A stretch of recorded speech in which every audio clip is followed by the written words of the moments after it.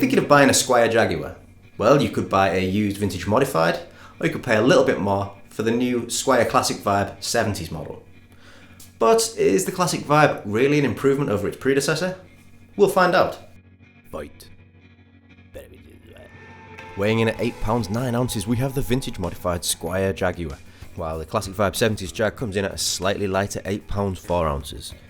So let's get on to the first round. Both rock the same vintage Clusen style tuners, but the Vintage Modified comes in chrome, the Classic Vibe using nickel hardware. The Classic Vibe's headstock has a deeper orange tinted lacquer which features a 70s style decal.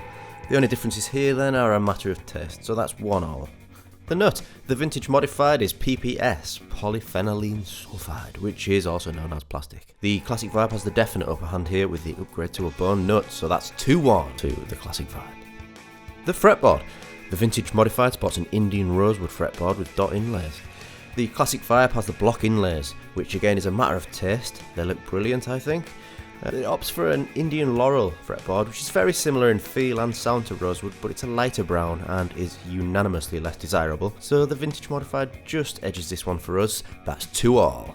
Onto the body, the Vintage Modified sports a basswood body, which has a well-balanced sound, but it's very, very soft. The Classic Vibe changes to poplar, with both instruments being vintage reissues of sorts. The Classic Vibe takes this one for us, with poplar sounding almost identical to Alder, which features on the more expensive and the vintage Fender Jaguars. So that's 3-2 to the Classic Vibe.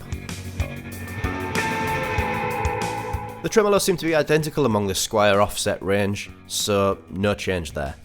Onto that bridge, the Vintage Modified comes stock with the vintage style Jaguar bridge, which while being vintage accurate, most people do end up changing them for the Mustang bridge, to avoid strings skipping out of the holes and to aid in string alignment.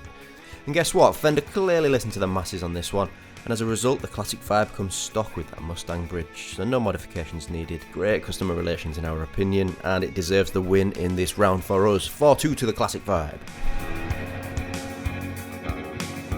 The Vintage Modified features the Duncan designed Alnico 5 pickups. The neck measures in at around 5.9 ohms. It's very clear, very warm, and it's quite similar to a Strat neck. The bridge is wound pretty hot at 11.4 ohms, getting close to sort of P90 territory there. The high output here is designed to smoothen out those high ice picky sounds that a lot of people dislike about the single coil bridge pickups. Vintage accurate or not, these are great sounding pickups, especially at this price point, and it's what you come to expect from Seymour Duncan.